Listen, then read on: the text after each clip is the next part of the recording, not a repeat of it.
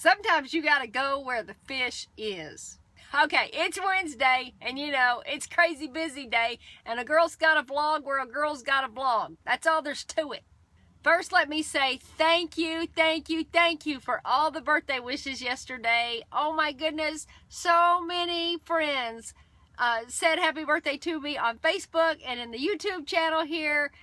I can't believe how awesome y'all are. Thank you for taking time out to come and do that for me. Y'all are awesome.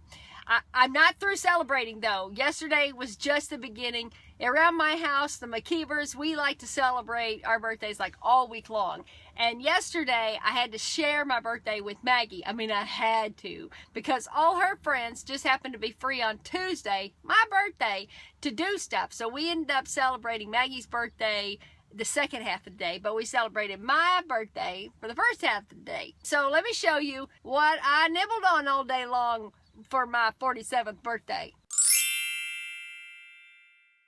Like every morning, I started my morning with a blueberry smoothie. Well, I don't start every morning with a blueberry smoothie. Sometimes it's strawberry, sometimes it's just straight up banana, sometimes it's banana and orange, sometimes it's back to blueberry and orange.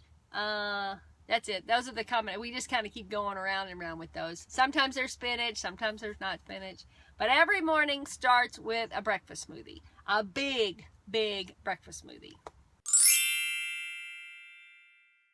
For lunch, I had a really tasty bowl of fruit, and then I whipped up a Greek salad. This was inspired by from Plant Pure Nation cookbook.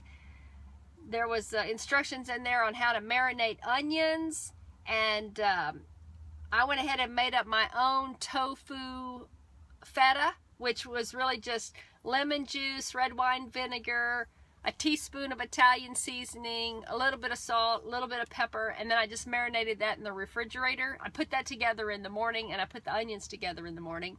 And then I tore up a bunch of green leafy lettuce. And when lunchtime was ready, I was ready. And I just put a whole bunch of that tofu feta all over my salad. It's pretty good. It's not exactly like feta, but the Italian spices and the lemon and the red wine vinegar help to, you know, kind of fake you out a little bit. Now for dinner! Okay, so this is Maggie's second half, her turn to party. So she wanted camp burritos for her birthday party, and these are super simple. Now Maggie's the pickiest eater in all the world, and she likes things super simple. So this, you're gonna think, really, this is dinner? But I'll tell you what, if you made this super simple dinner for anybody, they'll love it. You don't have to get complicated. All this was, I started out with 4 cans of Bush chili beans with the mild sauce, and I hit them with that immersion blender. And then that was about 16 flour tortillas that I get from our local grocer. They have one of those tortilla machines, so I always just pick up the fresh tortillas.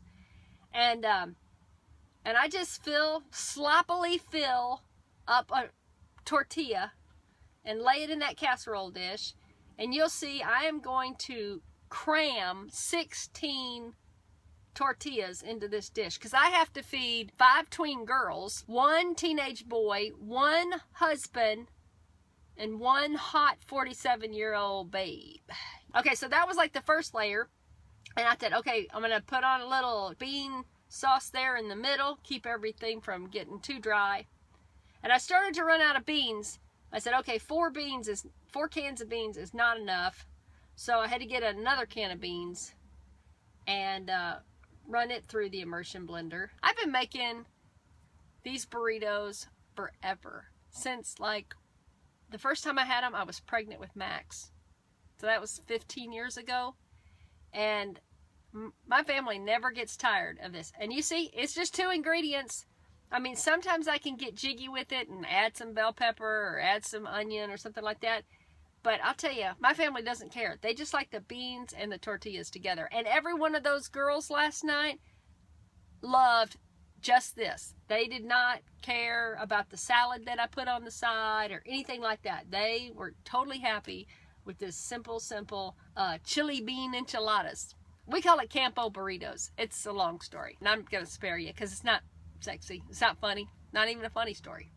Okay, so once I've got these burritos all covered up, I let them sit out because I had about an hour and a half before I needed to bake these up, so I just left them out on the counter covered up. But if I was ready to go right away, I'd set the oven for 375 degrees and I'd bake them for 25 minutes or 30 minutes, either one, and until everything's hot and you're ready to eat. It is really good. I learned something new and I want to share it with you.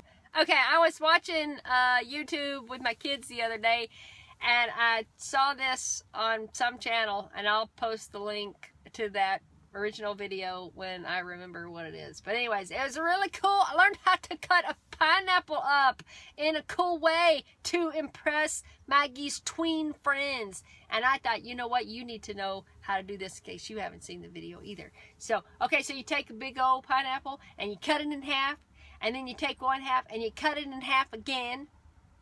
And make sure you have a really sharp knife to do this, or it just makes it harder. And I had no idea what I was doing. I was like, oh, I've never cut a pineapple like this. Wow, what? And when I cut it open like this, I was like, oh, that's really pretty.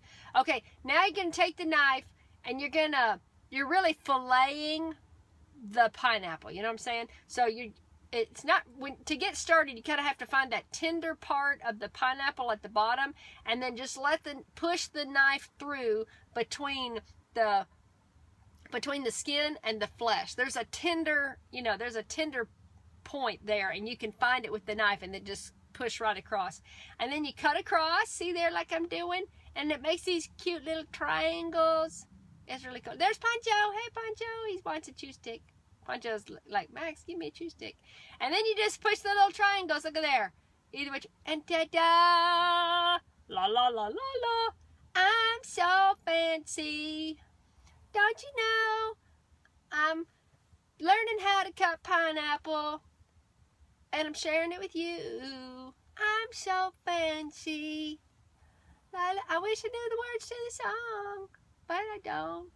Okay, so be careful when you're doing this, because like I noticed that on the ends where the core of the pineapple reside is a little tougher, and so I couldn't decide whether to just like cut that out or just leave it in there, but I left it in there and I let the kids chew around it.